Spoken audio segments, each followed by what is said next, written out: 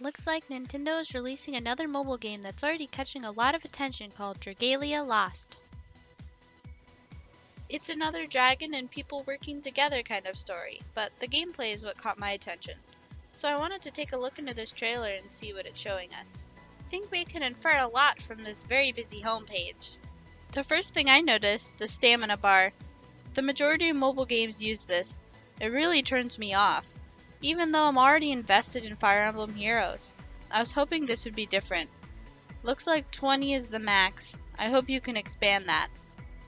Next is level, pretty self-explanatory, but it's either the main hero's level or your account level. Although now I'm guessing it's character's level, since under it says Dragon Blood Prince Yuden.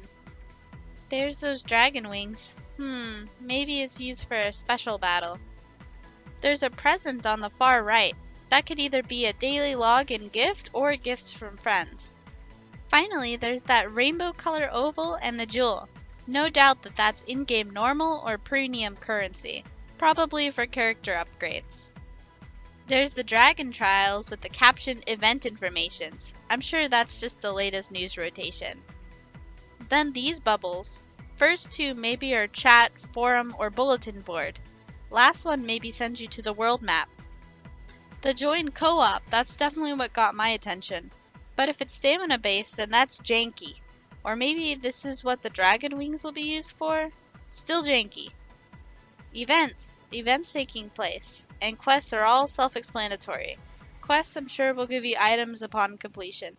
The bottom row should be all familiar to us no matter what game you're playing. Thankfully, the party screen doesn't look as busy. I noticed each character has a weapon, some item, and a dragon power. Everything else looks familiar. Stars indicate tier or rarity. This really got my attention. My first thought is how identical to Final Fantasy Crystal Chronicles the gameplay is. I don't have any game footage, but it was an angled over top RPG that you and up to 3 other players would travel around and fight monsters. Looks like tapping and swiping the screen are your controls. This is going to be a game you may need a large screen for. Boss battles are also similar to Crystal Chronicles.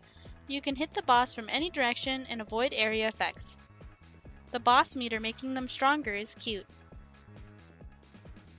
Changing to a dragon gives you more strength. I suspect this is something that you build up and then save to fight the boss. I imagine in co-op everyone will do this. I don't know why it took me now to notice this, but this dude looks like Joan Arc from Ruby. They have the characters broken down into 4 types, but they aren't anything unfamiliar. The trailer doesn't show what support is, so maybe they just give buffs to the team. There's the classic weapon advantage chart with 2 extra factors and various weapons, but nothing looks unfamiliar. This looks like the story mode screen. 5 stamina, so you'd be able to get this in 4 levels. Also, this is the normal difficulty. Each one has those crest icons. Looks like those are additional achievements. There's a continue, so I wonder if that's from the start or just the last room you entered in the level. Speaking of leveling up, looks like you get limitations increase. The number of friends can't mean friends list, but it must mean allies you can have. Also, weapons get their own leveling up. Allies can get individual stat boost. That means your characters are going to have a lot of variety. But are you going to be able to double back or change what you choose? Then there's the Halidom, which is just like most other mobile games. This is where you build buildings and get stuff from them. Getting new allies, dragons, or Rhyprin shows the Gacha part of this game. Allies are playable characters, dragons are dragons, Rhyprins are another attribute boost. Higher stars means better stats. The multiplayer is what I really want to know about. Speaking of which, here's another screen of the story mode selection. There's a campaign on the bottom right where the co-op was. What's awesome is that they're showing us that you can play with others in the story levels. Doesn't look like it's friends only since you can search for a room to join.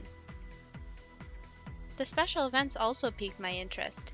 Makes me think of Pokemon Go with the legendary raid battles.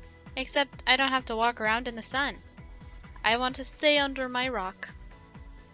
I was hoping they would show more highlights on the multiplayer aspect because that was the real selling point for me. Is there quest rewards you get with others, or are they solo only? Does playing with the same people give you a boost in battle?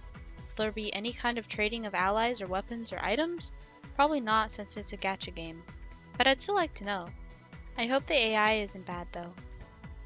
I think I'm going to give this game a try, but something that pesters me is the whole leveling up. Allies, personal attributes, weapons, and ride prints can all level up, and they won't let you have duplicates. So if you go down a path for a certain ally and decided you want to do something else with them or made a mistake, what are you supposed to do? Is there a do-over option? Do you send them home and try to summon a new one? On the flip side, the amount of options means that there's going to be a lot of variety and depth in character development.